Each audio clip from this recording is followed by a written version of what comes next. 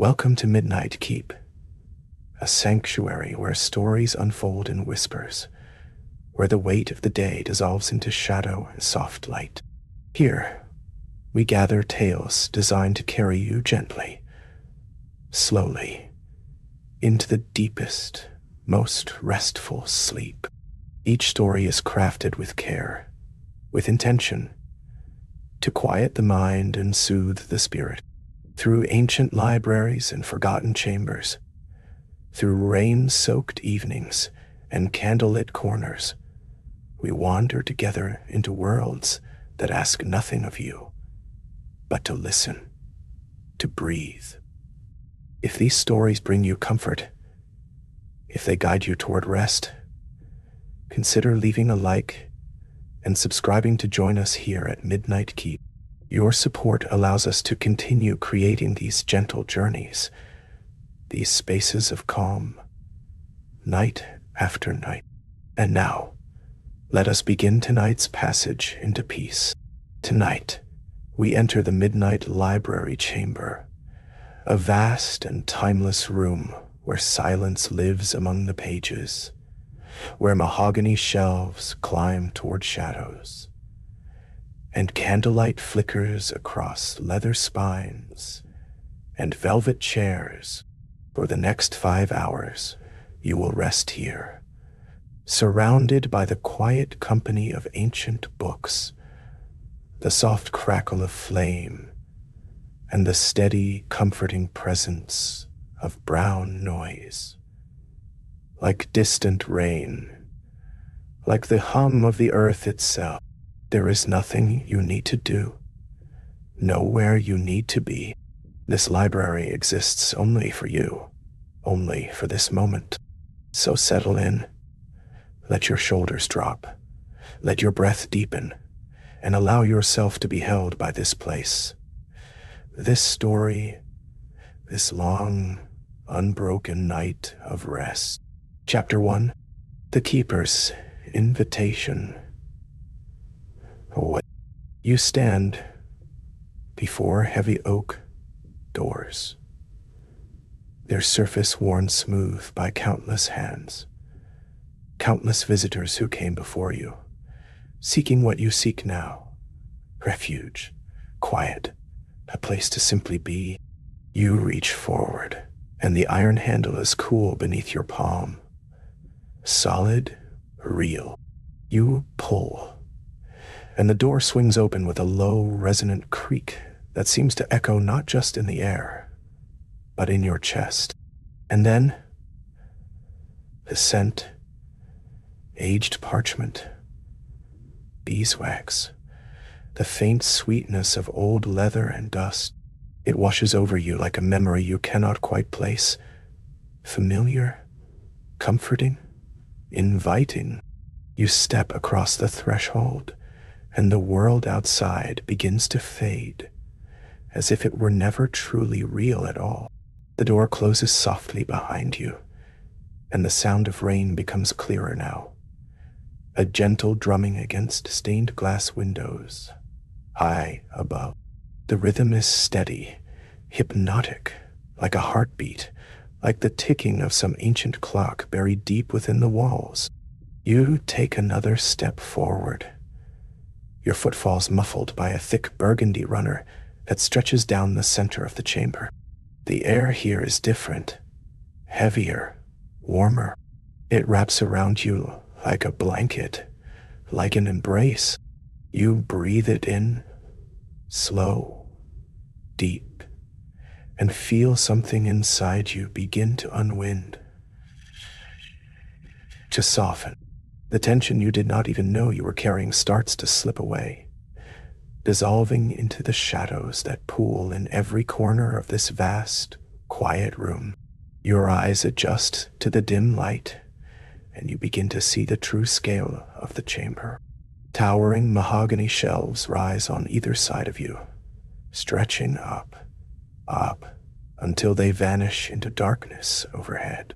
Each shelf is packed with books, leather-bound volumes in deep greens and browns and midnight blues, their spines cracked and faded with age. Some lean against one another like old friends.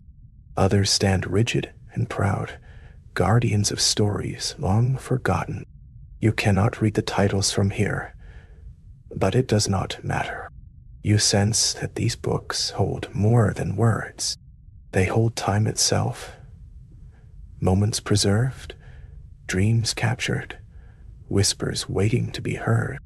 And you are here, standing among them, part of this ancient, endless conversation. Near the entrance, on a small mahogany table, a candelabra flickers. 3 slender candles burn there, their flames swaying gently in some invisible current. The light they cast is golden, warm. It dances across the polished wood, across the curved arms of the brass holder, creating pools of brightness and wells of shadow. You watch the flames for a moment, mesmerized by their slow, graceful movement, up and down, side to side, never still, always shifting. They seem to breathe, just as you breathe, in and out. And as you watch, your own breath begins to match their rhythm, slowing, deepening, becoming part of the quiet pulse of this place.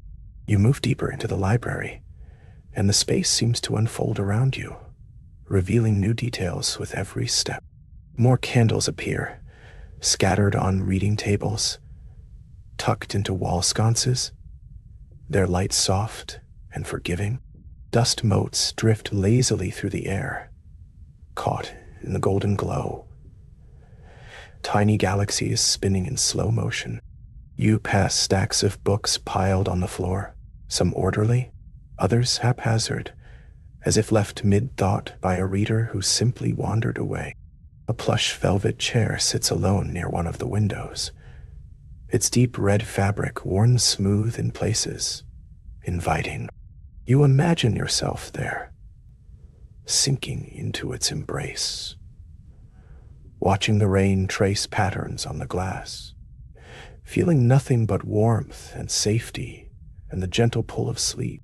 The stained glass windows filter the light from outside, turning it soft and strange, muted jewel tones of amber and crimson and deep forest green. The rain continues its quiet song against the panes, a lullaby older than memory, older than word. You can hear it clearly now, not as noise, but as presence, as comfort. It mingles with the faint crackle of candle wax, the whisper of your own breathing, the subtle creak of old wood settling into itself. All of it together forms a symphony of stillness, a soundscape that asks nothing of you, demands nothing, only offers, only holds. And you realize, this is what you have been searching for, this moment. This breath, this profound and simple peace. You find yourself drawn to one of the shelves, your fingers trailing lightly along the spines of books, feeling the texture of leather, the embossed lettering worn smooth by time. Each one holds a world, a life, a dream. But tonight, you do not need to open them. You do not need to read. You need only to be here, to exist in this space between waking and sleep, between thought and stillness. The library does not ask for your attention. It simply offers itself, a refuge, a sanctuary, a place where you are allowed to let go, to release, to surrender to the deep, abiding quiet that lives in the heart of all forgotten places, all sacred spaces, all rooms where stories sleep and wake.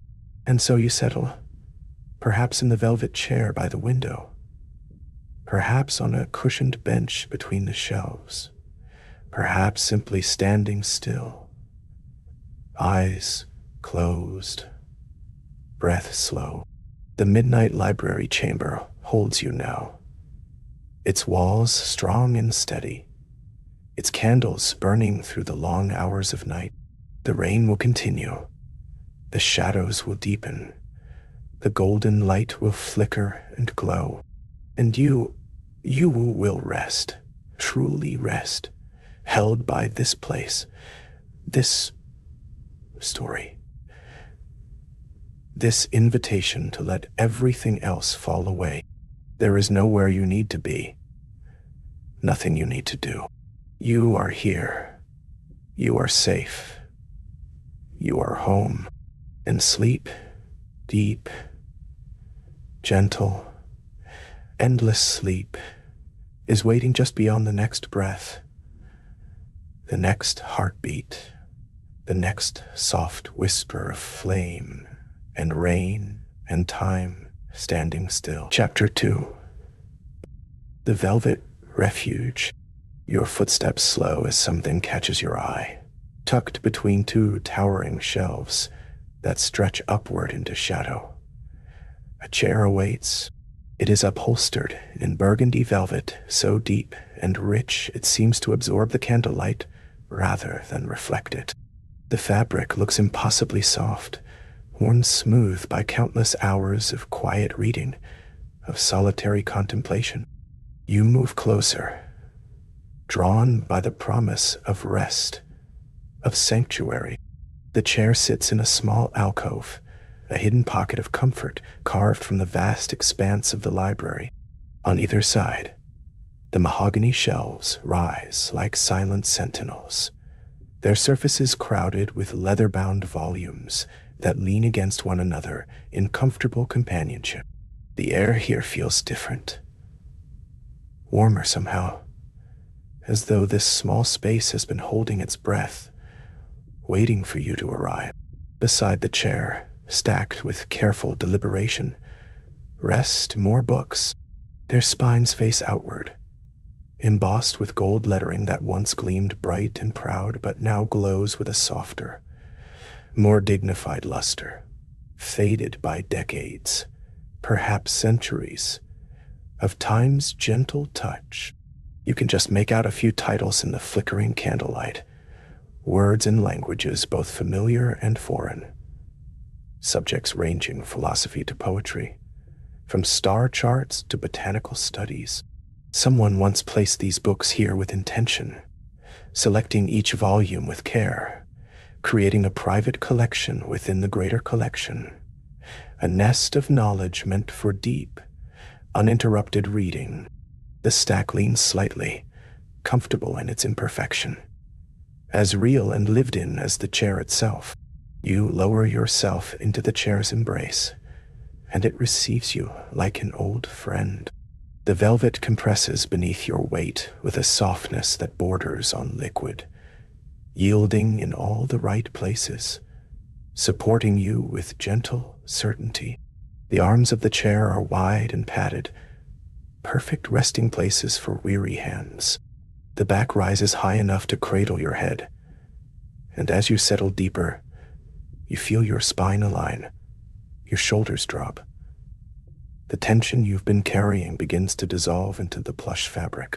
It's as though the chair was made for this moment, for you, for this particular quality of exhaustion that comes from wandering too long through endless rows of whispered stories. You exhale, long and slow, and the library seems to exhale with you. From here, nestled in your velvet refuge, the library takes on a different character. The shelves that seemed imposing when you walked among them now feel protective, enclosing you in their quiet strength. Candlelight plays across the spines of nearby books, making the gold letters shimmer and fade, in a rhythm that matches your breathing. Shadows pool in the spaces between volumes, soft and deep, like ink spilled across parchment.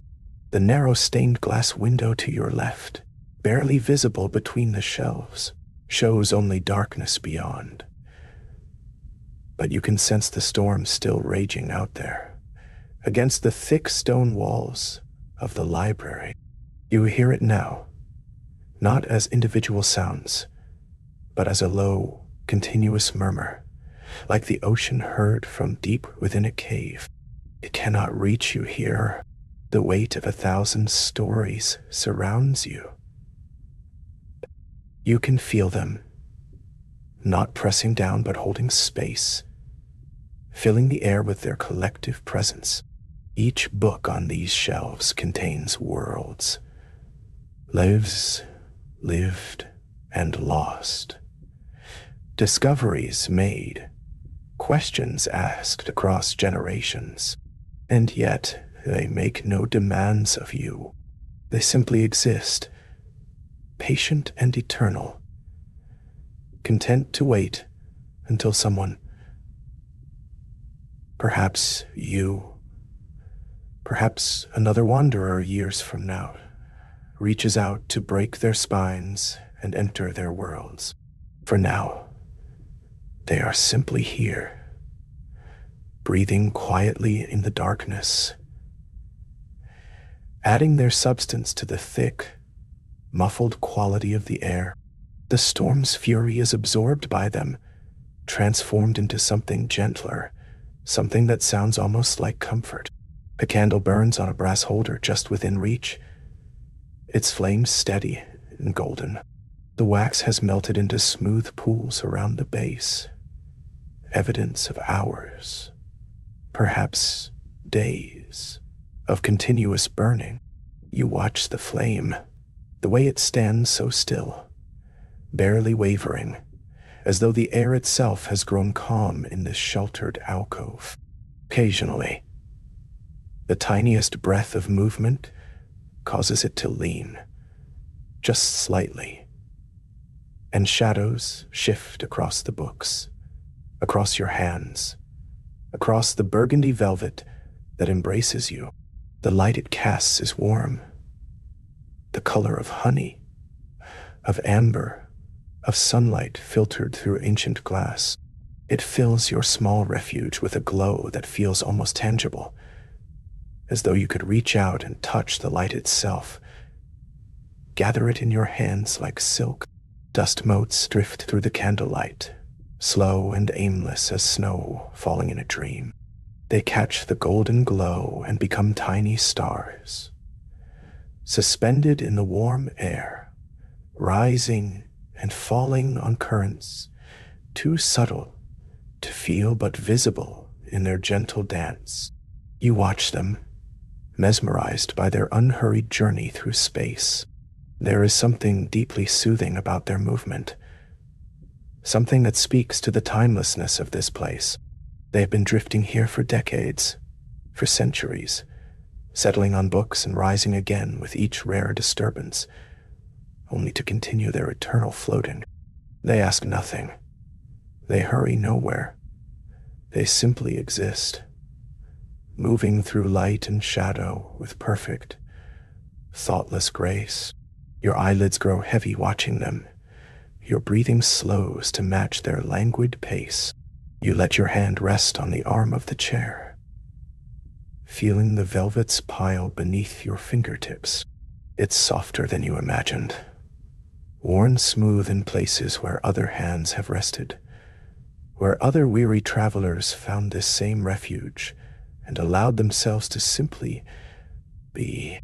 You can almost feel them, those other souls who sat here before you, reading by candlelight while storms raged outside, seeking solace in the company of books, finding peace in the heavy silence that only a library can hold. They are gone now, returned to the world, or perhaps becoming part of the library's own story. But they left something behind, a warmth, an acceptance, a sense that this chair, this small haven between the shelves, is meant for moments exactly like this one. The storm outside continues its distant song, but here, wrapped in velvet and surrounded by stories. You feel utterly safe, utterly at peace. The library holds you the way the chair holds you, with gentle certainty, with infinite patience. There is no rush here, no urgency. Time moves differently among the books, stretching out like honey, thick and sweet and slow. You could stay here for minutes or hours, and the library would not notice, would not care. It has weathered centuries of storms, held countless seekers in its shadowed embrace, and it will continue long after you've gone. This thought, rather than making you feel small, makes you feel held, part of something larger and older and more enduring than any single story. You are, in this moment, exactly where you need to be. Let yourself sink deeper into the burgundy velvet, feeling it cradle every curve of your body, supporting you completely. Your head rests against the high back of the chair, and you gaze up at the shelves rising into darkness above. The candlelight reaches only so far before it surrenders to shadow, and in that soft gradient between light and dark, you find your own thoughts beginning to blur, to soften, to release their grip on you. The books whisper around you, not with words but with presence. The storm murmurs its distant lullaby. The candle flame burns steady and golden, and you, safe in your velvet refuge, surrounded by 1,000 stories and infinite patience, feel your breathing deepen, your muscles release, your mind drift toward the gentle darkness that waits beyond the candlelight, welcoming you, like the library itself. Chapter 3. The candle's rhythm. Your attention settles now on the candles, those steadfast companions scattered throughout this vast library chamber. They rest upon aged brass holders, some tarnished to a deep gold, others holding the ghostly green patina of centuries. Each flame stands as a small beacon in the darkness, and yet they do not stand still. They sway, ever so gently, moved by currents of air too subtle for you to feel, but visible in their quiet dance. Your gaze follows one flame, then another and another, noticing how each possesses its own rhythm, its own breathing pattern. Some burn tall and confident, their light reaching upward toward the shadowed ceiling. Others flicker lower, more intimate, casting their glow in tight circles around leather-bound spines and wooden edges. There is something hypnotic in watching them, something that slows your thoughts, deepens your breath, and draws you further into this timeless sanctuary. The candlelight does not simply illuminate, it transforms. As each flame pulses and sways, it sends shadows climbing the spines of countless books. These shadows stretch and contract like living things, moving in silent synchronization with the light that births them. A flicker to your left sends a shadow racing up a column of emerald green volumes, only to retreat a moment later, leaving them in darkness once more. Another candle, stationed near a reading chair, casts the curved shadow of its brass holder across the arm of the chair, the shape bending and shifting as the flame dips and rises. You find yourself following these shadow paths, tracing their journey up mahogany wood, across burgundy velvet, over gilded lettering pressed into ancient leather. The movement is slow, predictable, comforting. It creates a rhythm that your eyes learn to follow, a pattern that your mind begins to trust. You notice something remarkable now, something you might have missed in the first moments. The flames seem to breathe with you. When you draw in a slow, deep breath, the candles appear to brighten ever so slightly, their glow intensifying as if encouraged by your inhalation. And when you exhale, long and steady, the flames seem to soften, to settle, their light growing warmer and more amber. It is not a coincidence. It is a harmony, an unspoken conversation between your body and this sacred space. You breathe in, and the light rises to meet you. You breathe out, and the light eases into restful calm. This synchronization deepens with each breath, guiding you into a slower, quieter state of being. The candles do not demand your attention. They simply invite you to join their rhythm, to let your heart beat slow to match their gentle pulse. Outside, beyond the towering walls of this library chamber, the storm continues its endless murmur. The brown noise rolls and shifts like a distant ocean, a constant presence that wraps around the building, around you, in layers of soothing static. It is neither loud nor soft, but perfectly balanced, filling the spaces between sounds, smoothing the edges of silence. You can hear it beneath everything, a foundation upon which the quieter sounds of the library rest, the occasional creak of old wood, the faint whisper of pages settling, the barely audible hiss of candlelight consuming wax and wick. The storm does not intrude. It cocoons. It reminds you that you are safe inside, sheltered within these thick walls, surrounded by warmth and flickering light, while the world outside remains distant, abstract, irrelevant to this moment of deep rest. Your gaze drifts to a candle resting on a low table beside a stack of leather-bound volumes. This flame burns with particular steadiness, its light pooling in the crevices between books, illuminating the embossed patterns on their covers. You can almost see the golden glow seeping into the pages themselves, warming the words written there centuries ago. The wax has melted into a small pool around the base of the candle, smooth and glassy, reflecting the flame above in miniature.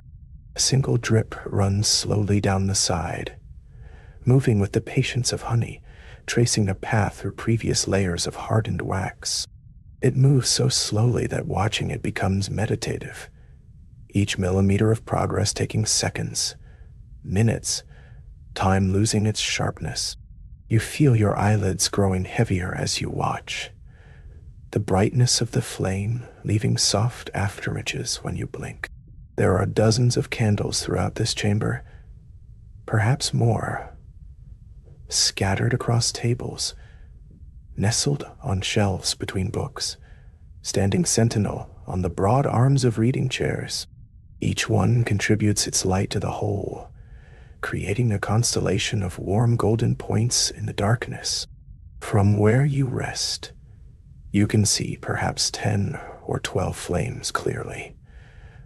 Others exist as soft glows in the peripheral edges of your vision, hinting at the vastness of this space, the depth of its shadows.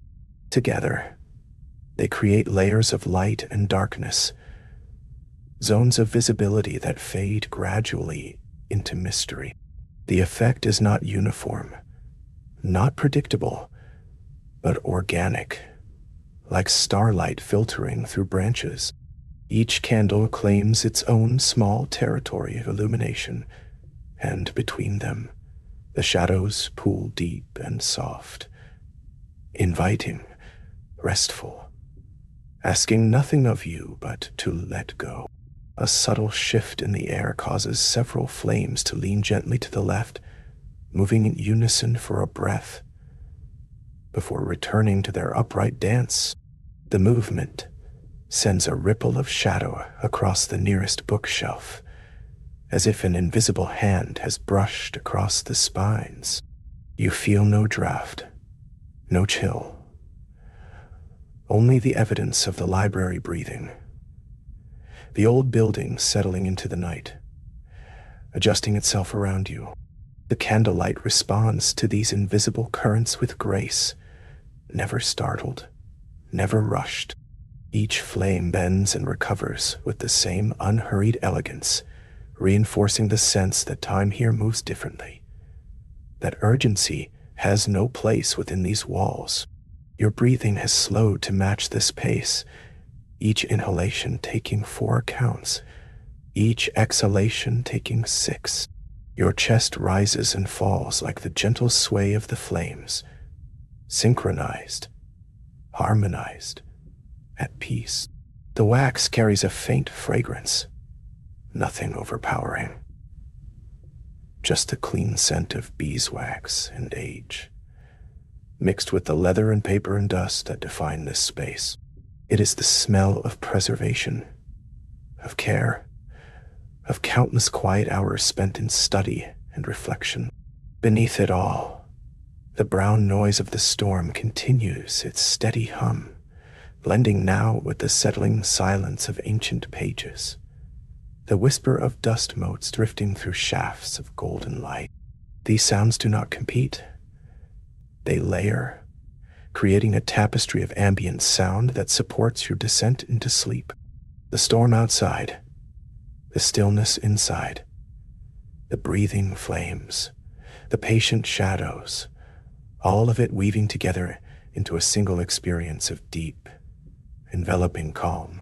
You are held here, suspended between wakefulness and dreams, the boundaries softening with each passing moment. One candle in particular draws your drowsy attention.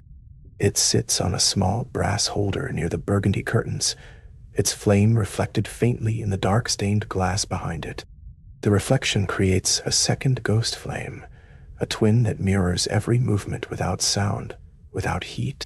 You watch both flames now, the real and the reflected, and find it increasingly difficult to distinguish between them, both swaying in the same rhythm, both casting their influence into the dark. Your eyelids flutter, growing heavier. The effort of keeping them open feels monumental now, unnecessary. The candlelight will continue without your observation. The flames will dance whether you witness them or not. This library has stood through countless nights, and it will hold you safely through this one. You can let go. You can close your eyes and trust the rhythm you have found here. The last thing you notice before surrendering to sleep is how the shadows and light have found perfect balance. Neither dominates, neither retreats. They exist together in patient harmony, the darkness giving depth to the light giving form to the darkness. Your breathing has become so slow, so deep, that you barely notice it anymore. The candles pulse. The shadows climb and fall. The storm murmurs its endless lullaby beyond the walls, and you, safe within this vast library chamber, surrounded by the wisdom of ages and the gentle rhythm of flame, finally release your hold on wakefulness. Your body sinks deeper into comfort. Your mind drifts into formless quiet, and the candlelight keeps its vigil, steady, warm, unwavering, as you descend into the deepest, most restful sleep, held softly in the heart of Midnight Keep. Chapter 4. The Forgotten Alcove.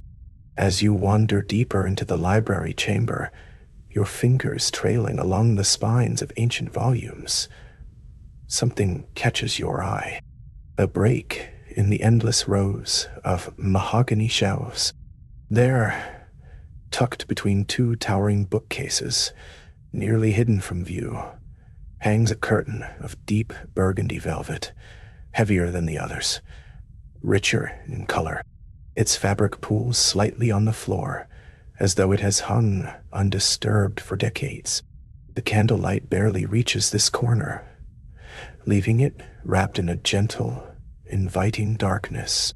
You feel drawn to it, pulled by an inexplicable sense of curiosity, as though the alcove itself is calling to you, beckoning you to discover what lies beyond that velvet barrier.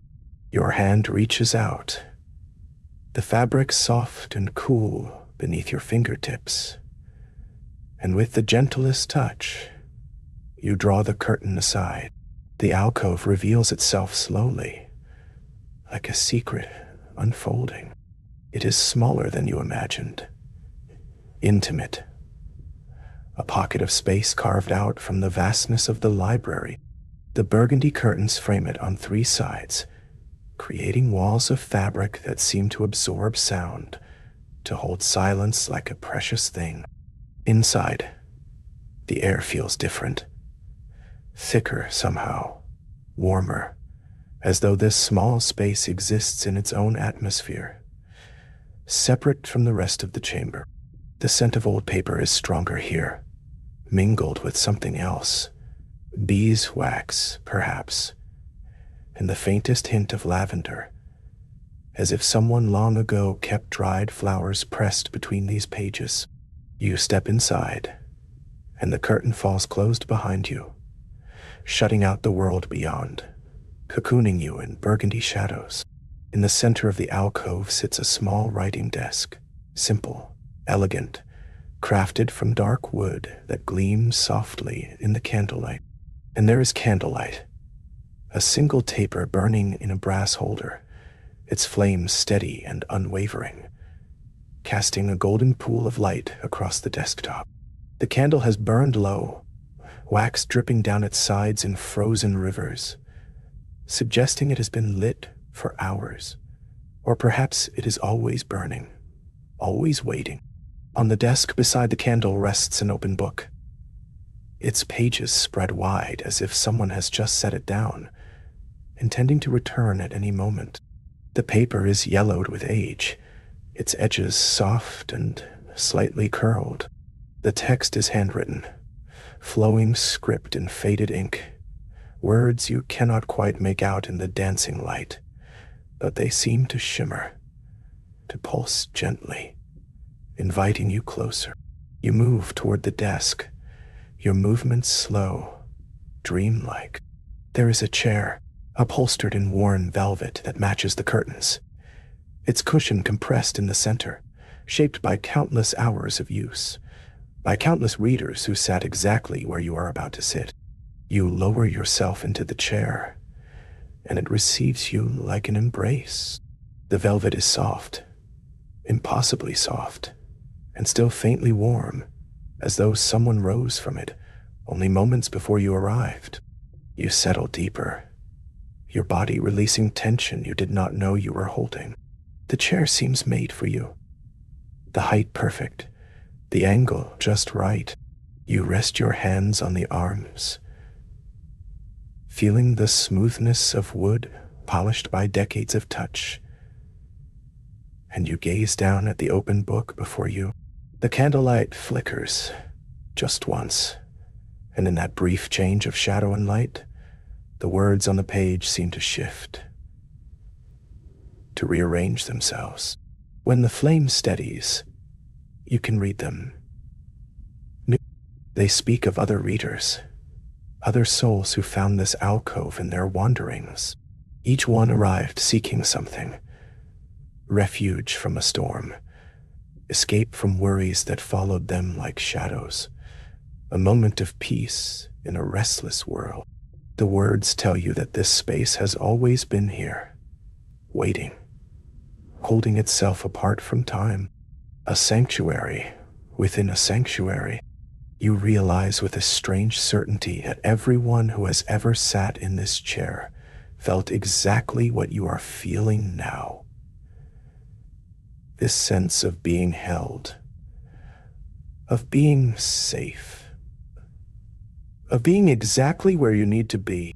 Beyond the velvet curtains, you can barely hear the library.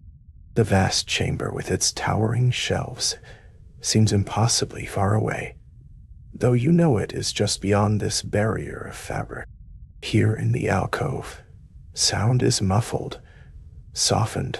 The world narrows to this small circle of candlelight, to the gentle whisper of your own breathing, to the almost imperceptible crackle of the candle flame. You imagine the others who sat here, a scholar fleeing the chaos of revolution, fingers stained with ink, seeking solace in ancient texts, a traveler caught by winter storms, grateful for shelter and the company of books, a young soul heavy with heartache, finding in these pages a reflection of their own longing.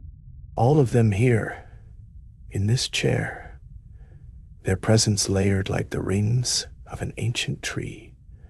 And you are the latest, adding your own quiet moment to the history of this space. You turn a page of the book, the paper whispering beneath your fingers, revealing more stories, more fragments of those who came before. Some left notes in the margins, brief messages to future readers, a greeting across time, a wish for peace, a small confession of what troubled their hearts. The handwriting varies: elegant copperplate, hurried scrawl, careful block letters, each one a voice speaking softly across the years. You feel connected to them, these strangers, bound together by the simple act of seeking refuge in the same hidden place. The alcove has kept their secrets, held their silences, offered them the same gentle acceptance it offers you now. Outside these curtains, storms raged, the world turned, empires rose and fell. But here, in this forgotten pocket of space, there was only stillness, only peace. The candle burns on, its flame a constant companion. You watch it for a moment, mesmerized by the way the light dances, casting shadows that shift and sway across the pages, across your hands. The wax continues its slow journey down the taper, patient, unhurried, marking time in the gentlest way possible. There is no urgency here, no need to rush. The alcove exists outside the ordinary flow of hours and minutes. Here you can simply be, without expectation, without demand. You rest your head back against the chair, feeling the velvet cradle. Your eyes grow heavy, the words on the page blurring slightly, becoming patterns of light and dark. The book does not mind if you read or not. It is enough that you are here, that you have found this place, that you are allowing yourself this moment of complete rest. A deep quietness settles over you, seeping into your bones, loosening the last threads of tension. You can feel the weight of the library around you. Thousands upon thousands of books, each one a repository of dreams and knowledge. And yet this small alcove feels like the heart of it all, the still point around which everything else revolves. The burgundy curtains hang motionless, guardian walls protecting this sacred space. The desk holds its vigil. The candle continues its patient burning. And you are simply here, breathing, existing, held in a moment that feels both fleeting and eternal. You understand now why this alcove has persisted, why it remains untouched and waiting. It serves a purpose deeper than shelter. It offers something the soul needs. A place to stop, to surrender, to let go of everything except this breath, this heartbeat, this perfect quiet. Now, let yourself sink deeper into the chair, deeper into this peace, The alcove will hold you through the night, just as it has held countless others.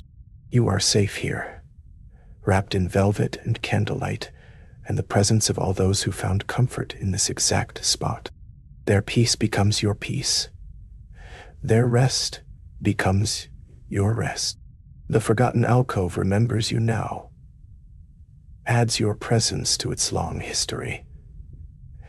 And as your eyes close, as sleep reaches up to claim you with gentle hands, you know that this place will be here,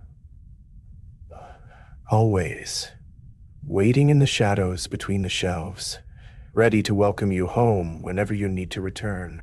The candle flickers softly, a quiet benediction, and the library holds its breath around you, honoring your rest, keeping watch as you drift away into dreams. Chapter 5. The Weight of Words. There's a particular heaviness that settles into your bones here in the library, not the weight of exhaustion, but something far more comforting, the weight of time itself, pressing gently upon you like layers of silk. Your eyes trace the endless rows of books ascending into the darkness above. Volumes upon volumes, rising into shadows that the candlelight cannot reach. Each spine whispers of stories locked within, dreams that were once vivid in someone's mind, now pressed between covers and pages, waiting patiently in the quiet. The burgundy velvet of the chair cradles you more deeply now, your body sinking further into its embrace with each breath you release. The storm outside continues its rhythmic drumming against the stained glass windows, a pattern so constant it has become part of the silence, part of the library's heartbeat. You feel yourself becoming lighter even as the chair holds you more firmly, a beautiful contradiction that makes perfect sense in this place between waking and dreaming. The candle nearest to you flickers, its flame bending in a draft you cannot feel. And for a moment, the shadows of the books stretch longer across the mahogany shelves. You watch without urgency, without the need to understand, simply observing as the golden light dances across leather bindings embossed with faded gold lettering. Some titles you can almost read. Others have been worn smooth by centuries of gentle touch and patient dust. There is no hurry here. No need to open these books or discover their contents tonight. Their presence alone is enough. The knowledge that they hold worlds within them, dreams and secrets and forgotten wisdom, all resting quietly in the darkness. Your breathing has slowed to match the pace of the flickering candles, in and out. Steady as the rain, calm as the gathering shadows.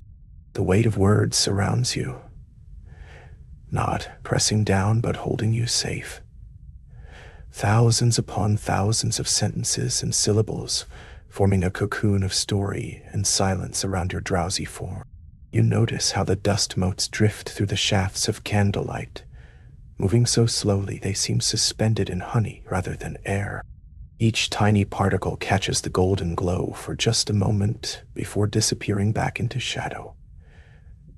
A miniature constellation appearing and vanishing in endless, hypnotic rhythm.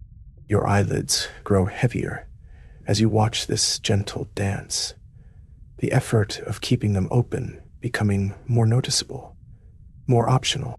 The velvet beneath your hands feels impossibly soft now, as though the fabric itself is breathing with you, rising and falling in perfect synchronization with your chest. Beyond the windows, the storm has found its deepest, most resonant tone, a low rumble that vibrates through the stone walls and settles into your very bones.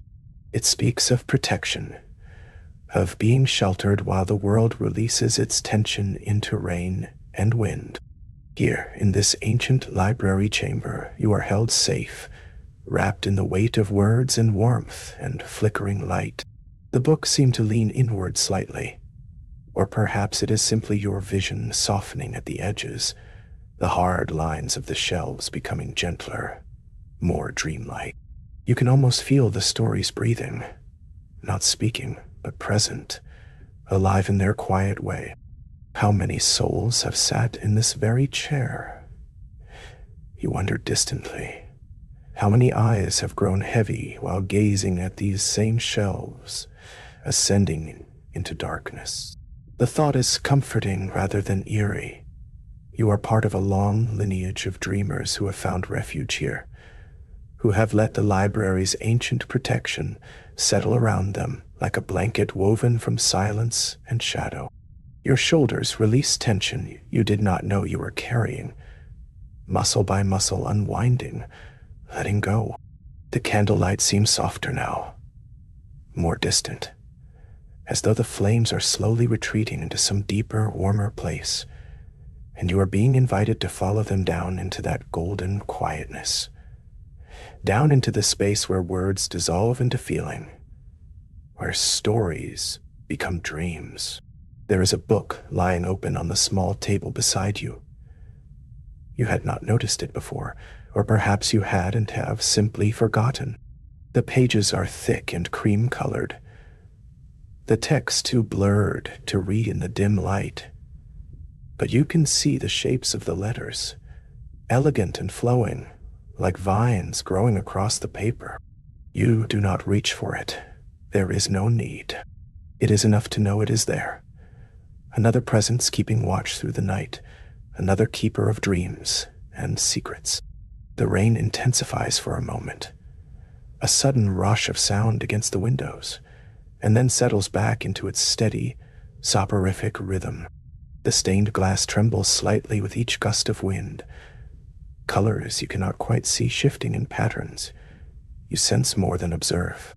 Your breathing deepens, each exhale longer than the last, each inhale drawing in the scent of old leather and candle wax, and the peculiar perfume of aged paper, a fragrance that exists only in places like this, where time moves differently, where sleep comes gently, inevitably.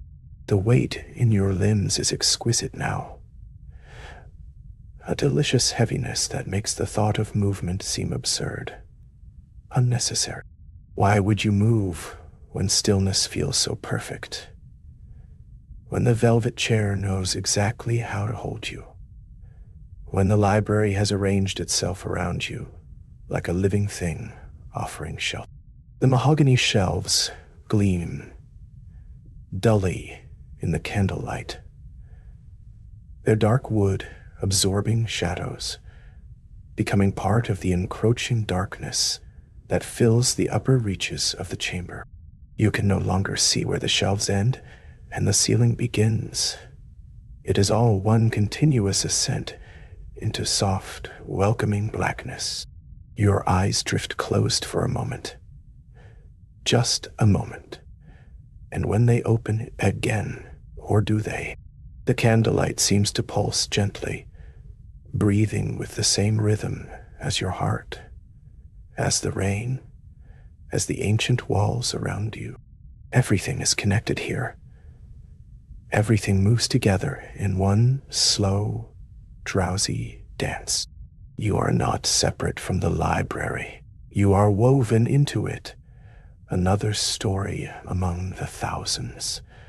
Another dream being gently recorded in the weight of words and silence. Somewhere in the darkness above, you think you hear the whisper of pages turning. Or perhaps it is only the wind finding its way through some hidden crack in the stone, or the building itself settling deeper into the earth, adjusting its bones after standing for so many centuries. The sound is soothing rather than startling, a reminder that you are not alone, that the library is awake in its own way, tending to its collection of dreams even as you begin to add yours to the shelves. Your thoughts are becoming softer now, less like thoughts and more like impressions, images without words, feelings without names. The boundary between waking and sleeping grows thin as parchment, as delicate as the dust motes still drifting through the golden light, and you find yourself caring less and less which side of that boundary you inhabit. Both are warm. Both are safe. Both are filled with the gentle presence of stories waiting to be dreamed. Your head settles more deeply into the chair's embrace, finding the perfect angle, the perfect support. The storm's voice has become a lullaby you have known all your life, familiar as your own heartbeat, constant as the turning of pages through endless nights in endless libraries.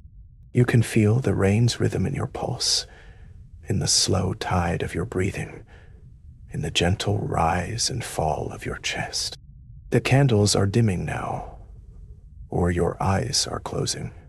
It amounts to the same thing in this place where inner-outer worlds blend seamlessly together. The golden light retreats not into darkness, but into warmth, into a glow that exists behind your eyelids, a radiance that has nothing to do with flames and everything to do with safety, with surrender, with a deep, abiding peace of being exactly where you need to be. The books have stopped being separate objects. They have become an atmosphere, a presence, the very air you breathe thick with stories and secrets and the accumulated dreams of everyone who has ever lost themselves in words. You are dissolving gently into that presence, becoming part of the library's collection, another volume on an infinite shelf. Your last conscious thought is not really a thought at all, more a feeling of gratitude, a wordless appreciation for the velvet and the candlelight and the rain and the endless ascending shelves of dreams. The weight of words has become weightless, transformed into something buoyant and soft, something that lifts you even as it holds you down. Another beautiful contradiction that makes perfect sense here on the edge of sleep. The library hums with contentment. You can feel it through the chair, through the floorboards, through the very walls. It is pleased to shelter you, honored to add your dreams to its collection, happy to keep watch through the long, quiet hours while you rest. The darkness is complete now, but it is not empty. It is full of presence and protection and patient, eternal stories. The storm continues outside. The candles flicker in their brass holders. The books stand sentinel in the shadows. And you are finally, fully, deeply at rest, held safe in the weight of words, cradled in the library's ancient arms, drifting down into sleep as soft and endless as the accumulated dust of centuries. Sleep now. Let the library keep its vigil. Let the stories hold you through the night. Let the weight of words become the weight of dreams, deep and soft and infinitely gentle. The mahogany shelves rise into darkness above you. The velvet cradles you below. And in between, in that perfect, suspended moment, you are exactly where you belong, surrounded by secrets and silence, wrapped in the ancient protection of this place, the sanctuary of words and warmth and flickering light. The rain will fall until morning. The candles will burn low and lower. The books will wait patiently for the next dreamer. But you have already crossed over into that other country, that realm where stories are lived rather than read, where every word ever written dissolves into the same gentle darkness, the same infinite quiet. Rest now, rest deeply, rest well, held safe in the midnight library chamber, where dreams are kept, where souls find shelter, where sleep comes soft as turning pages, as certain as the rain. Chapter 6. The dimming hour. The candles have surrendered much of their strength now, their flames reduced to tender whispers of light that barely stretch beyond the brass holders that cradle them. One by one, they have given what they could, and now they rest in their gentle decline, casting only the smallest circles of golden warmth into the deepening shadows. The library chamber accepts this change with quiet grace, the darkness not oppressive but comforting, like a blanket slowly drawn up as evening deepens into true night. You can feel the shift in the air, the way the room seems to breathe more slowly, more deeply, as if the library itself is preparing for sleep. The towering mahogany shelves fade further into shadow, their upper reaches now lost entirely to the gathering dark, and somehow this makes the space feel more intimate, more protective, as though the walls have drawn closer around you. Your own breathing has changed without you noticing, slowing, softening, until it matches the gentle flutter of the candle flames.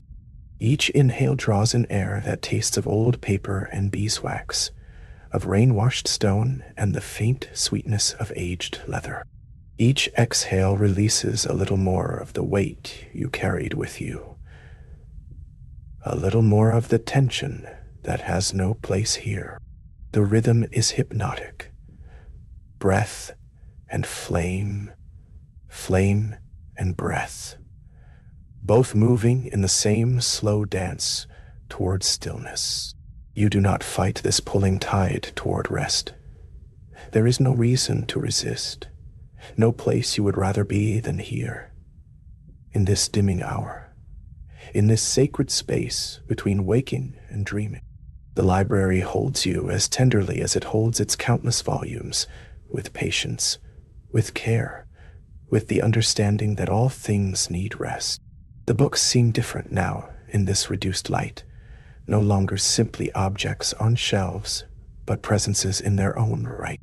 They lean in closer, or perhaps it is your perception that has shifted, drawing them nearer in the intimate darkness. You can feel them there. Silent guardians arranged in their careful rows, keepers of stories and secrets and the accumulated wisdom of ages. They do not demand to be read. They do not call for your attention. They simply exist alongside you, companions in the quiet. Some of the leather spines catch what little candlelight remains. A subtle gleam of burgundy here, a hint of forest green there, like distant stars in a darkening sky. The gilt lettering has faded into shadow, the titles now mysteries to be wondered at rather than read. And this feels appropriate, somehow, fitting for this hour when clarity gives way to dream. Outside, beyond the stained glass windows that now show nothing but blackness, the rain continues its endless song. It has not ceased. Not once, since you first entered this chamber. And you begin to understand that perhaps it never will. This rain exists outside of time, a constant, a reliable companion to your rest. The sound layers itself into your awareness, no longer noticed as separate from the silence, but woven into it. Part of the very fabric of this place. Drop after drop. A trillion tiny percussions that blend into one continuous presence, like the breathing of the world, like the heartbeat of the night. You can hear the variation in it if you listen closely. The patter on stone, the softer whisper on glass, the deeper resonance from some distant gutter or downspout, all of it composing a symphony meant for no audience but you. The velvet chairs have taken on a new quality in the dimness, their rich burgundy depths now appearing almost black, pools of softness in the shadowed room. One sits near you, patient and inviting, its cushions bearing the gentle depression of countless readers who have rested there before. The fabric would feel like silk beneath your fingers if you were to reach out, cool at first touch, then warming, always welcoming. But you need not move, not now, for you have found your own place of rest, your own perfect position in this library of dreams. The chair simply remains a quiet option, a possibility held open, as all good things in this place seem to be, offered without insistence, present without demand. There if you should need it, content if you do not. A single candle to your left gutters, its flame shrinking to a blue-tinged spark before steadying again. Smaller now, but still present. You watch this small drama unfold with detached fascination. The way the light contracts, the way new shadows leap up in response, how the entire character of that corner of the room transforms in an instant. And yet nothing essential has changed. The library remains the library. The books remain books. Your rest remains undisturbed. It is a lesson in impermanence, in the beauty of things that fade, in the grace of letting go. The candle will eventually surrender entirely, and another will follow, and another, until perhaps only one remains, and then none. And even in complete darkness, you know you would be safe here, held by this space, protected by these silent guardians of paper and ink and binding thread. The stacks of books scattered across the tables and floor take on new mystery in the reduced light, small mountains and valleys in a landscape of knowledge. Some lean against each other like old friends, supporting one another in their vigil. Others stand alone, solitary, but not lonely, complete unto themselves. You notice how the shadows pool in the spaces between them, how the darkness gathers there like water finding its level, and there is something deeply satisfying about this, about the way light and shadow negotiate their boundaries, about the way neither ever fully wins. A leather-bound volume nearby catches your eye, its cover barely visible but present enough to suggest worlds within, stories untold, dreams unread, possibilities sleeping in the dark. You need not open it to feel its presence, to sense the weight of words it carries, the journeys it could offer, all held in patient suspension, waiting. As you too are learning to wait, to rest, to simply be.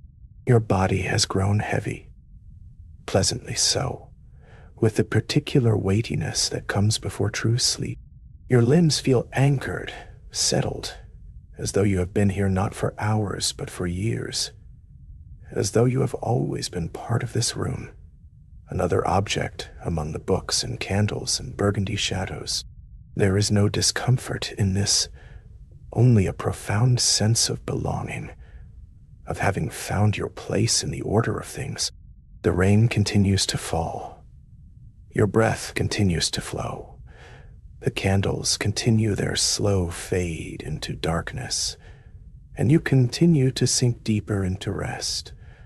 All of these processes unfolding simultaneously, interconnected, part of the same great tide that pulls all things toward peace. You can feel the library breathing around you, the slight creaks of wood settling, the whisper of air moving through the space, the almost imperceptible shifts that come with age and time, and the patient endurance of beautiful things. The stained glass windows have become mirrors now, reflecting back only darkness. The world outside either vanished or transformed into something identical to the shadows within. It no longer matters which. The boundary between inside and outside has grown beautifully irrelevant. There is only here, only this chamber, only this moment stretched into eternity. The rain sounds both near and far, both outside the glass and somehow inside your own mind. A sound you are hearing, and a sound you are remembering, and a sound you are dreaming all at once. The few remaining candles paint subtle patterns on the ceiling above you, gentle movements of light that pulse like slow thoughts, like the visual equivalent of the rain's rhythm, like the library showing you its dreams. You watch without watching, aware without effort, present without trying, and this state feels more natural than any you have known, as though you have finally remembered how to simply exist. The dimming hour settles over everything now, not an ending, but a deepening, a gentle descent into the truest rest. The books lean closer still, their presence almost tangible, almost warm. Guardians keeping watch as you release yourself into sleep. The mahogany shelves hold centuries of stories, and now they hold your story too. This moment of surrender, this letting go, this perfect trust in the darkness and the rain and the fading light. Outside, inside, the rain continues. Endless, eternal. A promise that you are not alone. That this library will remain. That when you wake, if you wake, it will still be here, patient, protective. Radiant. But there is no need to think of waking now. No need to think of anything at all. Only to breathe and listen and drift into the deep and quiet dark, where the last candle flickers and holds, and finally, tenderly, goes out. Chapter 7. The Threshold of Dreams. You are barely aware now of the physical chamber. The boundaries have grown so thin, so beautifully transparent, that you cannot tell where the library ends and sleep begins. It is like watching candlelight through closed eyelids, that soft golden glow that persists even in darkness, warm and amber and impossibly gentle. The mahogany shelves still stand their silent watch. You feel their presence rather than see it, a steadiness in the darkness, a structure that holds the night together. The leather spines of countless books press softly against your awareness, not demanding to be read, simply existing, breathing their old paper breath into the hushed air. You drift in the space between stories, neither fully in one world nor another. And this borderland is the most peaceful place you have ever known. The velvet chair beneath you has become indistinguishable from your own body. You cannot feel where your weight ends and the cushion begins. It is all one continuous softness, one unbroken comfort. Your arms rest somewhere, perhaps on the chair, perhaps simply floating in the warm darkness. It does not matter anymore. The effort of knowing has dissolved, replaced by this beautiful not knowing. This gentle uncertainty that asks nothing of you. The candles continue their patient work, their flames barely moving now.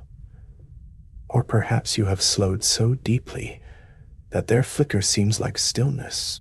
Each point of light is a small sun in your peripheral vision, golden and kind, warming the darkness without disturbing it. They do not illuminate so much as they comfort, turning shadows into soft companions rather than empty spaces. Somewhere in the chamber, a page turns, though no hand has touched it.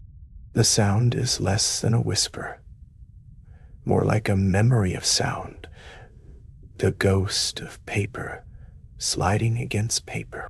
It does not startle you. Nothing could startle you now. You are too deep, too far from the surface of waking. Instead, the sound simply adds itself to the library's lullaby. Another note in the endless quiet symphony. The stained glass windows hold their colors in darkness, burgundy and amber and deep forest green. Though you cannot see them, you feel them, sense their presence like old friends standing watch. They filter dreams the way they once filtered daylight, letting only the gentlest visions pass through. Only the softest stories, the ones that ask nothing, demand nothing, simply unfold like flowers in slow motion. The scent of wood and paper has become the scent of sleep itself. You breathe it in. Ancient mahogany and aged leather, vanilla notes from old bindings, the faint mustiness of pages that have rested undisturbed for decades. This fragrance is not separate from you. It moves through you with each slow breath, becomes part of your blood, your bones, your dissolving thoughts. The dust motes have stopped their drifting, or perhaps time has slowed so completely that their movement is imperceptible. They hang suspended in the shafts of candlelight like stars in amber, like moments caught between heartbeats. You could count them if you wished, but counting requires effort, requires a kind of attention you no longer possess. So you simply let them be, golden and perfect and still. Your breathing has found a rhythm older than thought. Each inhale draws in the library's essence.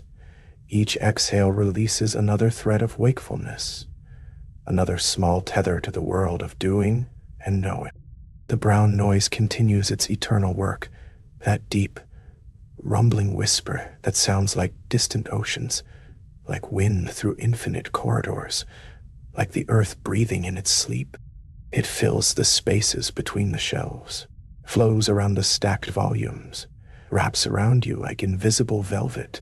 You are held by sound, cradled by frequency, rocked in waves you cannot see, but only feel. The brass candle holders gleam softly in their own light, their curves and flourishes blurred now, softened by your half-closed eyes, by the tears that gather when eyes grow heavy. Not tears of sadness, but of release, of letting go. Stories drift past you like clouds, fragments of tales from books never opened, dreams of narratives that exist only in the space between sleep and waking. You do not try to catch them. Do not try to read them or understand them. They are simply there, part of the atmosphere, part of the texture of this threshold place. A character walks through your awareness, then fades. A setting materializes, ancient stones or starlit gardens, then dissolves back into darkness. These are not your thoughts. They are the library's thoughts, the collective dreaming of 10,000 books, breathing together in the candlelit shadows. You are merely passing through their dream, a gentle visitor, a tired traveler finally allowed to rest. The boundaries continue to blur, soften, disappear. What is the library and what is you? What is waking and what is sleeping? These questions have no answers here and require none. Your body has become impossible to locate. It is somewhere beneath you, behind you, around you, but you cannot map its edges anymore. Fingers, arms, legs, these are just words now, sounds without meaning. The velvet curtains frame windows that frame darkness, that frames candlelight, that frames shadows. Infinite recursions of softness, layers of night folding into deeper night. You rest in the center of these layers, held perfectly, balanced between one breath and the next, between one heartbeat and its echo. Time has lost its forward motion. Near, it pools around you like honey, thick and golden and slow. Minutes might be hours. Hours might be moments. The candles burn without burning down. The darkness deepens without growing darker. Everything simply is. Sustained, eternal, perfect in its quiet stillness. The threshold is not a line to cross, but a place to inhabit. You live here now. In this beautiful between space, you are a dust mote suspended in candlelight. You are the unread page, the untold story, the breath between words. The library holds you the way darkness holds stars, not as an absence but as a presence, not as emptiness but as infinite potential. Every book on every shelf is dreaming its contents, characters sleeping in their chapters, settings resting in their descriptions. And you are dreaming with them, part of their collective unconscious, part of the great story that contains all stories. The mahogany wood whispers in its grain, speaking in a language older than words, telling tales of forests and rain and centuries of slow growth.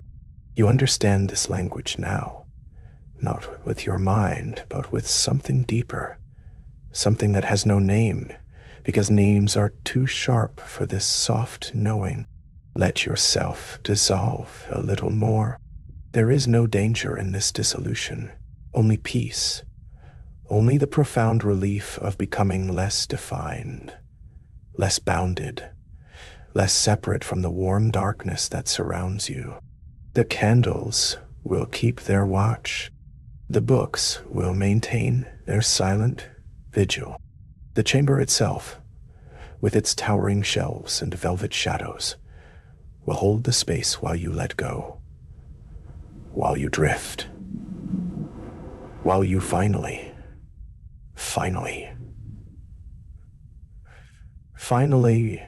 release the last small grip on waking.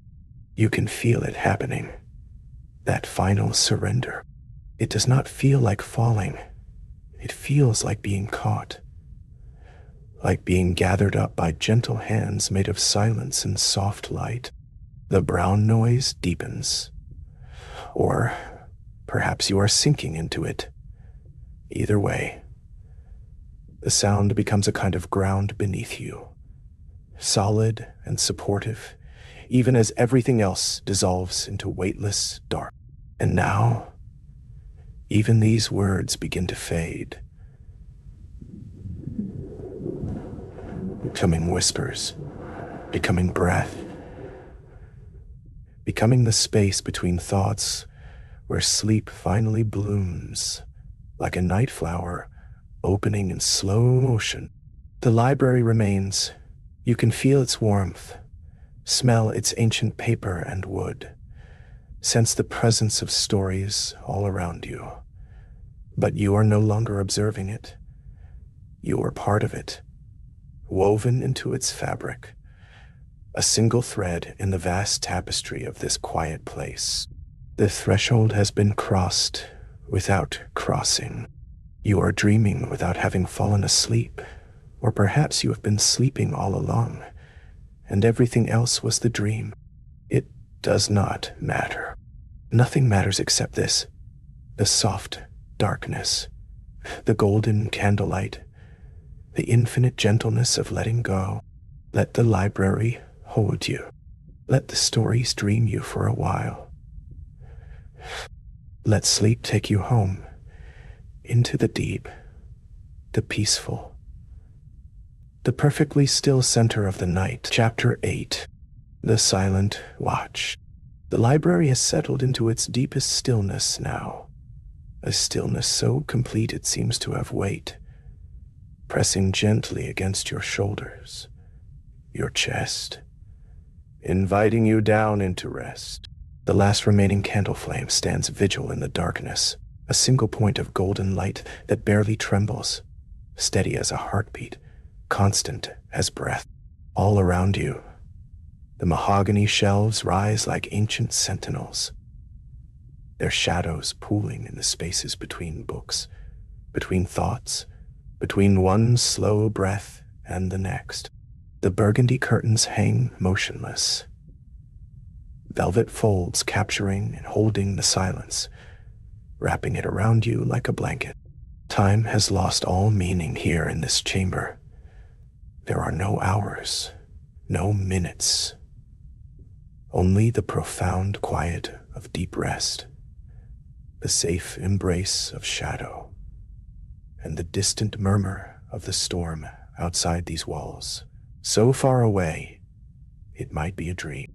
The books stand silent on their shelves, holding their tails close, keeping their secrets. Each leather spine, each embossed title, represents a world held in suspension, waiting, patient, never demanding your attention. They are simply here, companions in the darkness, witnesses to your rest. The volumes nearest you seem to lean in slightly, protective, their pages settling with the softest whisper of aging paper, a sound like distant leaves, like memories folding into themselves. Dust motes have long since settled, finding their places on table edges, on chair arms, on the smooth surface of unopened books. Everything has found its place, including you. Here in this velvet chair, surrounded by the weight of stories, the comfort of collected words, sinking deeper with each passing moment into the cushions, into the quiet, into sleep. The candle flame continues its watch, unchanging, a pinpoint of warmth in the vast, cool darkness. Its light reaches only so far, illuminating a small circle, the corner of a table, the edge of a book, your hand resting gently on the chair arm. Beyond that circle, shadow reigns, soft and welcoming, filled with the shapes of shelves, the suggestion of distant windows, the comforting architecture of this ancient chamber. The flame does not flicker, does not dance. It simply exists, burning so slowly you cannot perceive its change, measuring time in a way that has no meaning for sleep.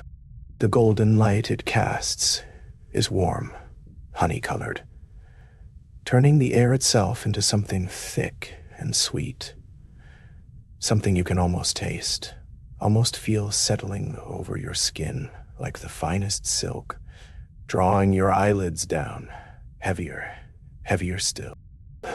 Listen, or rather, let listening fade. The silence here is not empty. It is full, layered, textured with absence. The absence of footsteps, the absence of turning pages, the absence of voices. But within that absence, if you were still paying attention, you might notice the smallest sounds. The settling of old wood, the gentle creak of shelves bearing their beloved weight, the whisper of your own breath, slowing, deepening. The brass candle holders stand like guardians, tarnished and beautiful, their surfaces catching fragments of light, scattering tiny reflections across the ceiling, stars in an indoor sky. The stained glass windows, barely visible now in the darkness, hold their colored panes in patient geometry, waiting for dawn that will not come while you sleep, protecting this space, this moment, this perfect stillness that holds you suspended between waking and dreams. The velvet chair embraces you completely now. You have settled into its contours, become part of its shape. The fabric is soft against your arms, your neck, worn smooth by generations of readers who sat here before you, seeking what you seek now, refuge, peace, rest. The chair knows how to hold a sleeping body, how to support without intrusion, how to simply be there, faithful, steady. Around you, the stacks of leather-bound volumes create small landscapes, miniature mountain ranges of knowledge and story. Their edges softened by shadow, their colors muted to shades of darkness, burgundy becoming black, gold becoming amber. You do not need to read them. You do not need to know their contents. Their presence alone is enough, a promise that the world continues, that stories endure, that you are safe here among them. Outside, so far outside it seems another world entirely. The storm continues its distant conversation with the night. Rain against stone, wind through unseen trees, the low rumble of thunder that has lost all its sharpness, softened by walls and distance, and the thick curtains that separate this sanctuary from the weather beyond. The storm cannot reach you here. It can only sing you deeper into sleep, a lullaby of elements, nature's own brown noise, constant, soothing, washing away any lingering thoughts. The library chamber absorbs the sound, filters it, transforms it into something that feels like protection, like being held inside something vast and benevolent, a great sheltering presence made of books and wood and stone. Your breathing has synchronized with the rhythm of rain, slow, steady, inevitable as tides, as seasons, as the turning of pages in a book read long ago. The shadows have deepened, or perhaps your eyes have simply grown too heavy to perceive the difference between shadow and darkness, between waking and sleep. The shelves blur at their edges. The books become impressions rather than objects. The very walls seem to breathe, expanding and contracting with a rhythm that matches your own lungs, your own heart. Everything is connected here in the darkness. Everything moves together in the slow dance of deep rest. The candle flame, still burning, still watching, has become less a source of light and more an idea of light, a memory of warmth, a comfort so familiar you carry it with you down into dreams. The brass holder gleams dully, a suggestion of gold in an ocean of black, a lighthouse for a shore you no longer need to find. Because you have arrived, you are here. You are home in this moment, in this chair, in this ancient chamber of storm. Time dissolves completely. Has it been minutes, hours, entire seasons since you settled into this chair? There is no way to know, no way to keep care. The library exists outside of time, a pocket of eternity tucked away from the rushing world, a place where clocks have no dominion and calendars hold no sway. The books have been here for decades, centuries perhaps. They will be here for centuries more. And your brief sleep is but a heartbeat in their long vigil, a moment they witness with patient indifference, with gentle acceptance, with gentle acceptance. You are part of the chamber now, as much as the books, as much as the shadows, as much as the single flame that continues its faithful watch. Your body has forgotten its boundaries, merging with the velvet, with the air, with the profound quiet that fills every corner, every crevice, every space between one breath and the next. The stained glass windows hold the night at bay, their colored panes invisible now in darkness, but still present, still protective. Beyond them, the world continues, but it does not concern you. Here, in this chamber, There is only the essential, only what matters for sleep. The softness beneath you, the darkness around you, the distant storm, the steady flame, the silent books. Nothing else exists. Nothing else is needed. Your mind has released its grip on thought, on memory, on planning and wondering and knowing. You have become pure rest, pure peace. A body breathing slowly in a chair, surrounded by stories you will never read, protected by walls you cannot see, held in the embrace of a silence so complete it becomes a kind of sound, a deep hum, a resonance that vibrates in your bones, in your chest. The library keeps its vigil, and you are safe within it.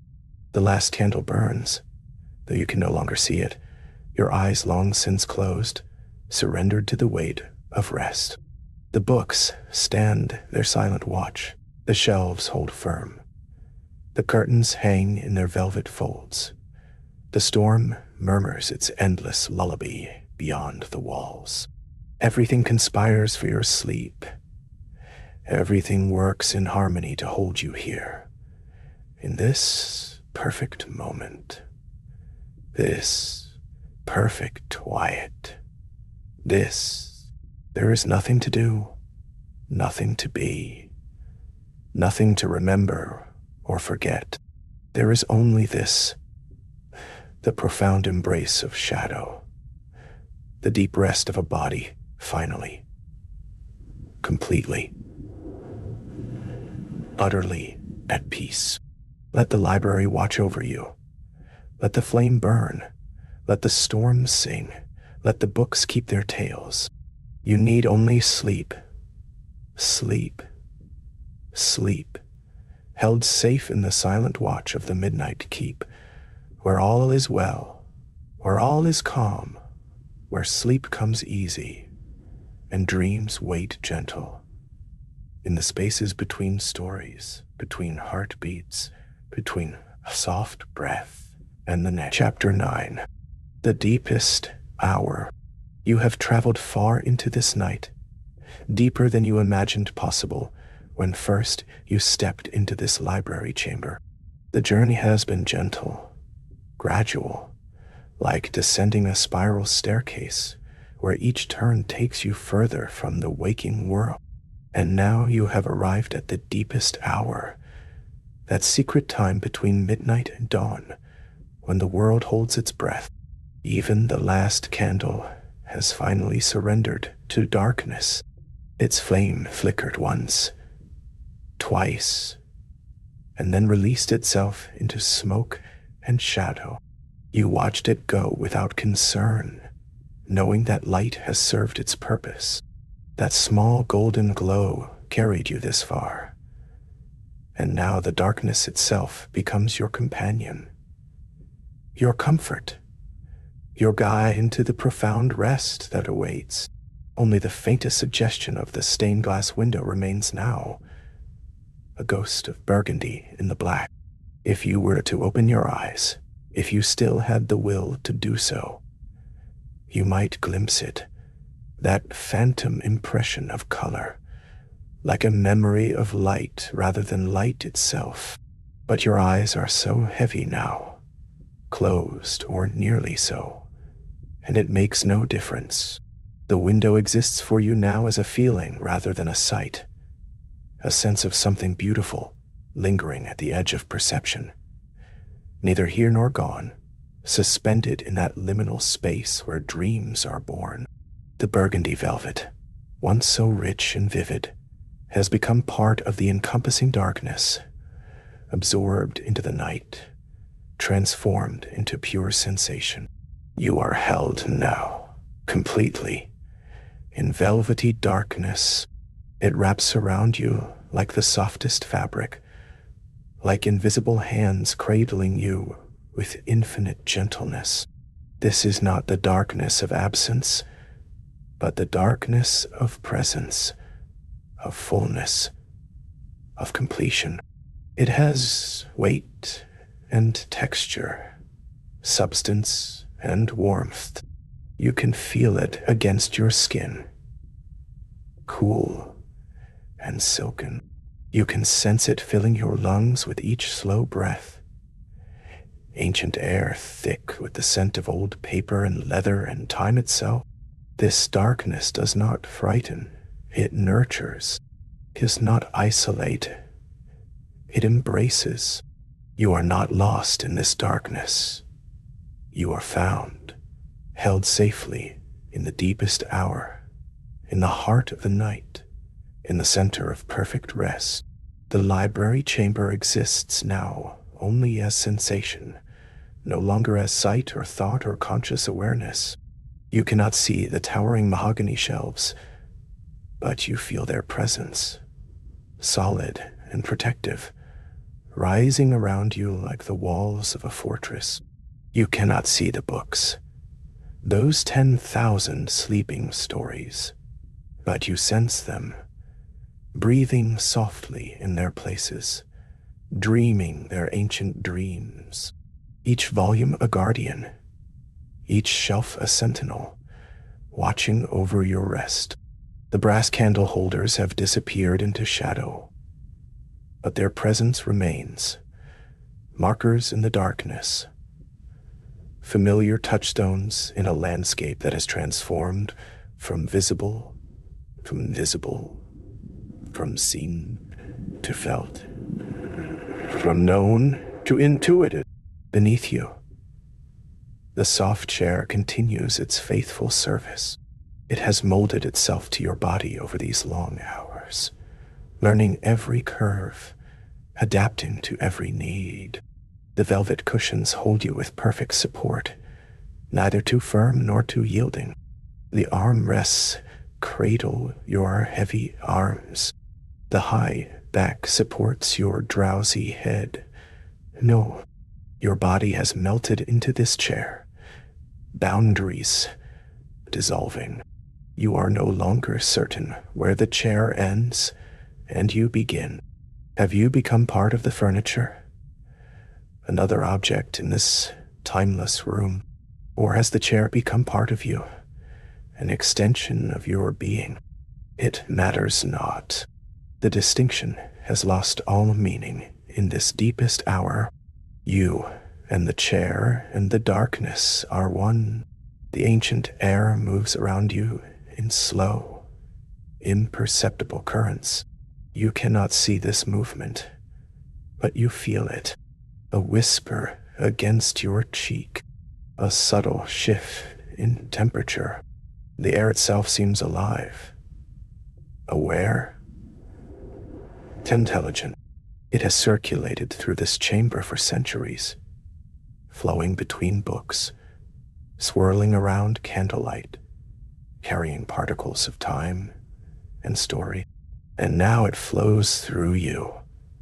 With each deep, slow breath, you draw in centuries.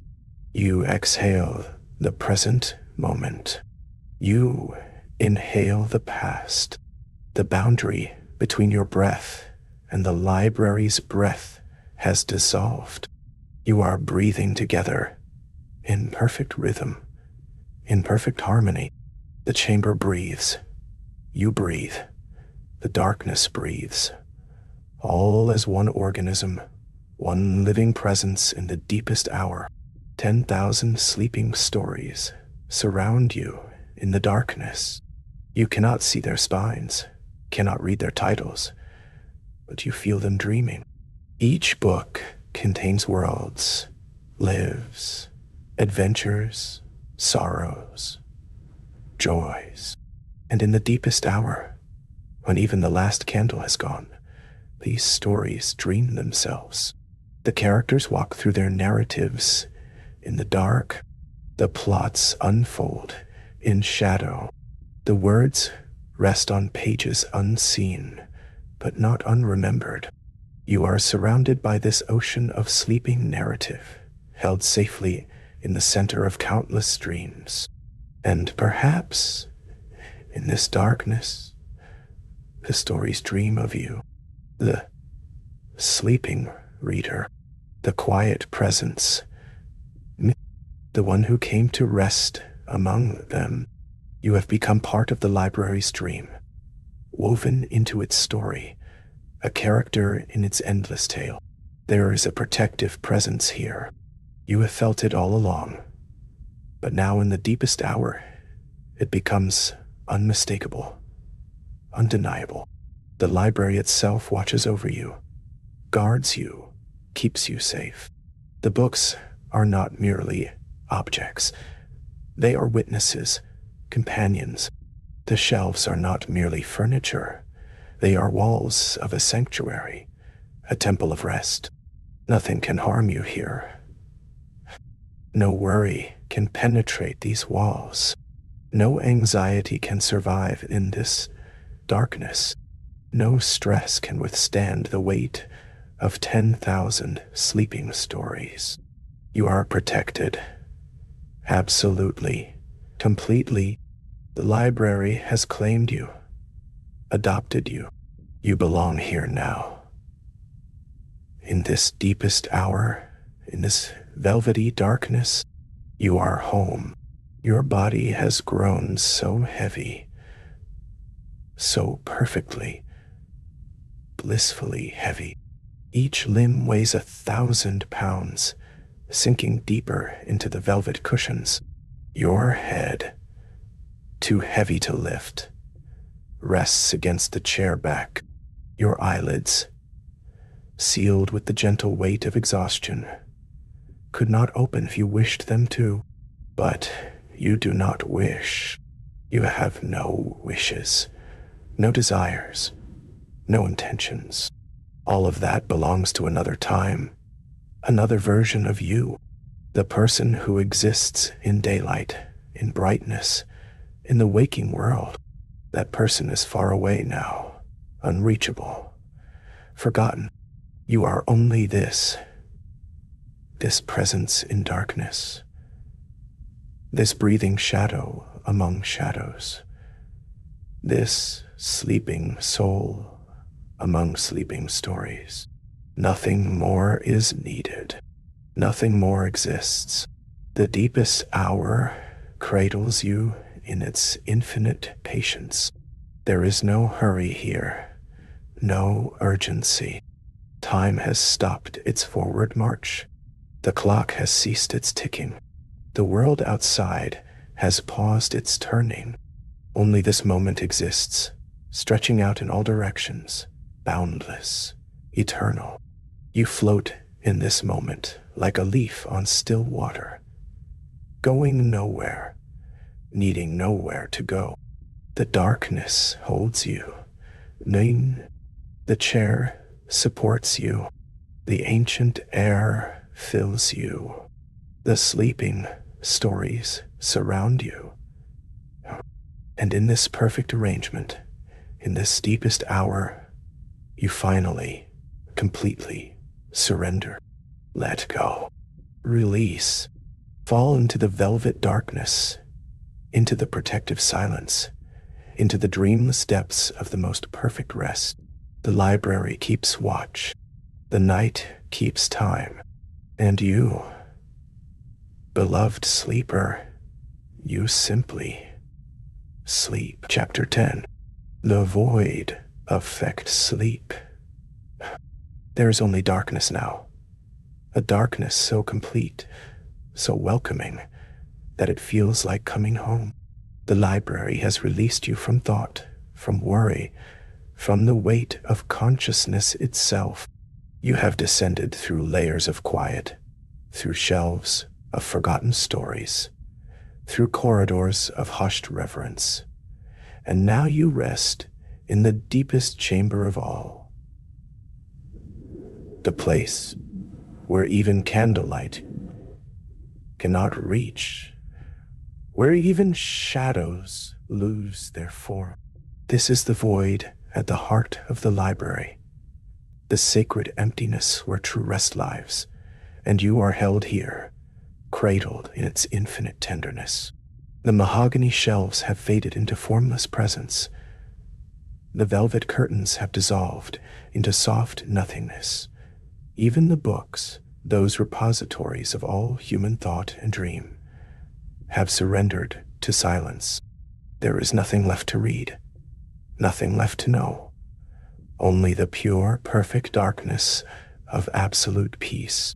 The storm outside has completed its transformation. It is no longer a separate thing, no longer something happening beyond the walls. It has become one with the silence, woven into the fabric of this void. The rain that once drummed against the stained glass windows now falls in a realm beyond sound. The wind that once whispered through the eaves has stilled into perfect quiet. Even the thunder, that distant voice of the heavens, has spoken its final word and faded into memory. You rest in the aftermath of all sound, in the space that remains when every vibration has settled. The library holds you in this stillness, not the stillness of absence, but the stillness of completion, of arrival. This is where your journey through the Midnight Library has been leading all along, to this chamber at the center of all things, where darkness is not empty but full, where silence is not void but abundant. No light penetrates this space, and yet you are not lost. The candles that guided you through dim corridors have all been extinguished, their golden flames surrendered to the night. The soft glow that once filtered through burgundy velvet has been gathered up and tucked away. Even the faint luminescence of dust motes drifting through shafted light has settled, come to rest. Darkness cradles you now with infinite gentleness. It presses against your closed eyelids like cool silk. It fills your lungs with each slow, effortless breath. This darkness asks nothing of you. It does not require sight or understanding. It simply invites you to let go, to release, to sink deeper into its boundless embrace. You are safe here in this absence of light, safer than you have ever been. The library watches over you in ways that need no eyes, protects you with walls that stand beyond vision. There is no movement in this void, no shifting of air, no turning of pages, no flutter of curtain or flicker of flame. Even your own body has grown so still that you can barely feel its boundaries. Are you lying down? Are you floating? Are you held? It no longer matters. The distinction between self and space has grown soft, permeable, unimportant.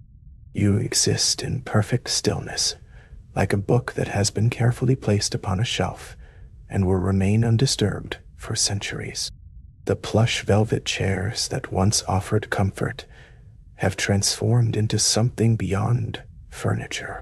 They are now part of this vast cradle of rest, this sanctuary of motionlessness. Every muscle in your body has released its tension. Every joint has unlocked. Every fiber has softened into complete relaxation. And you rest in the heart of midnight, perfectly still, held in the library's ancient and unwavering embrace. No thought disturbs this perfect peace. The thousands upon thousands of books that surround you, each one filled with ideas and stories and questions, have all grown quiet. Their words have settled back into ink and paper, content to wait. They do not call to you. They do not ask to be read or understood. Even your own thoughts, those constant companions, have finally fallen silent. The mind that wandered through corridors of memory and imagination has come to rest. It has found the one story that needs no words, the tale of deep, dreamless sleep. This is the library's greatest gift. Not knowledge, but the freedom from needing to know. Not stories, but the peace of forgetting every narrative. Here in the void, you are released from the burden of thinking, planning, remembering. You simply are, existing in pure, thoughtless presence, floating in the dark water of complete mental rest. The air itself has become part of the stillness. Each breath you take is slow, so slow, effortless and automatic, like the gentle turning of ages in this ancient place. The library breathes with you, its vast chambers expanding and contracting in rhythm with your lungs. The oxygen that fills you carries the scent of old leather and aging paper, of candle wax and mahogany, of time itself made tangible. But even these sensations are fading now, dissolving into the void. Scent becomes memory, becomes nothing. Just another layer of experience you release as you sink deeper. The temperature of the air is perfect, neither warm nor cool, but exactly the same as your skin, so that you cannot tell where you end and the library begins. You are merging with this space, becoming one with the darkness, one with the silence, one with the infinite quiet that holds you, perfectly safe. These words echo through the void like the last ripples on a pond that has been still for 1,000 years. You are perfectly safe here. Here, the towering shelves that rise into darkness are guardians, sentinels that have stood watch for centuries and will stand for centuries more. The thick mahogany walls keep the world at bay, creating a boundary between the chaos of waking life and this sanctuary of rest. Nothing can reach you here.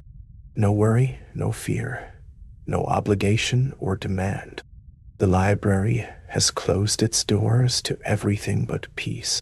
You rest in its protection like a rare manuscript kept in a velvet-lined case, precious and undisturbed. The brass candle holders, though their flames are extinguished, still mark this space as sacred. Still, designate these chambers as a place apart from ordinary time. You are held in a pocket of eternity, safe from the rushing river of hours and days. The heart of midnight surrounds you now. This is not the midnight of clocks and calendars, but the eternal midnight that exists beneath all moments. The midnight of deep space between stars, of ocean depths where no light has ever fallen, of the earth's core wrapped in layers of stone and time. You have arrived at the center of all darkness, all quiet, all rest.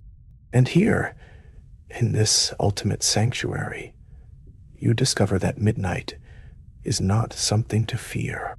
It is the place where everything returns to be renewed, where the world goes to dream, where consciousness itself retires to restore its deepest resources. You rest in the heart of midnight, cradled in its infinite depth. The library has guided you here through corridors and chambers, through candlelit rooms and shadowed alcoves, and now it holds you in its innermost chamber, the void of perfect sleep.